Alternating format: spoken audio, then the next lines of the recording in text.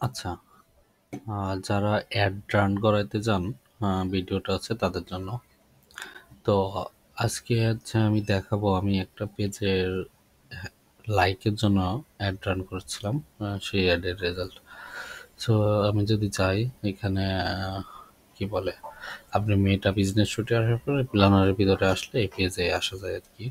তো এখানে দেখেন, এখানে দেখা যাচ্ছে পেজ লাইকের একটা অ্যাড রানিং আছে, অ্যাক্টিভ আছে। এটা যদি চাই আমি ভিতরে,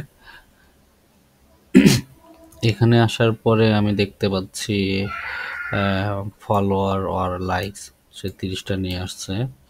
কস্ট পার ফলোয়ার পড়ছে হচ্ছে 1 সেন্ট করে। হ্যাঁ, আর ভিউ হয়েছে কতগুলো, 423টা এবং রিচ 372টা, মানে 372টা ইউনিক ইউজারের কাছে ভিউ করাইছে।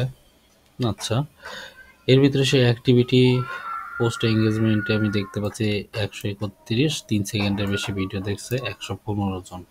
তখন কিন্তু ভালো রেসপন্স পাওয়া গেছে এবং ওইখান থেকে ফেসবুক পেজের লাইক পাওয়া গেছে হচ্ছে 30টা, মানে 30টা ফলোয়ার আসছে আর পোস্টে 15টা রিয়াকশন আসছে।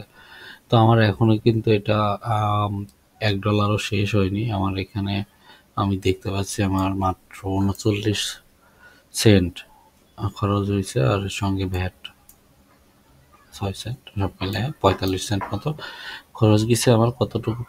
কতটুকুর জন্য? আমার হচ্ছে 30টা ফলোয়ার আনার জন্য। তার মানে আমরা ধরতে পারি যে এক একটা ফলোয়ারের জন্য প্রায় $1.5 মতো খরচ গেছে। তো আপনারা যারা নতুন পেজ খুলছেন, পেজের ফলোয়ার আনতে যাচ্ছেন, তারা এই আমার মতো পলিসি ফলো করতে পারেন। এই যে আমি এই পেজের জন্য মূলত হচ্ছে আমি অ্যাডটা রান করছি। যখন রান করি তখন প্রায় 15-16টা মতো ফলোয়ার ছিল, আর এখন 55টা।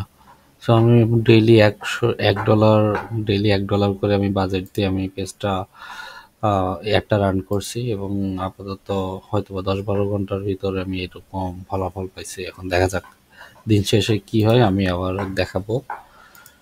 সো এটাই ছিল দেখানোর মতো। আপনারা যদি কেউ অ্যাড রান করাতে চান তাহলে ইনবক্সে মেসেজ করতে পারেন, আমি চেষ্টা করব আপনাদের হেল্প করার জন্য।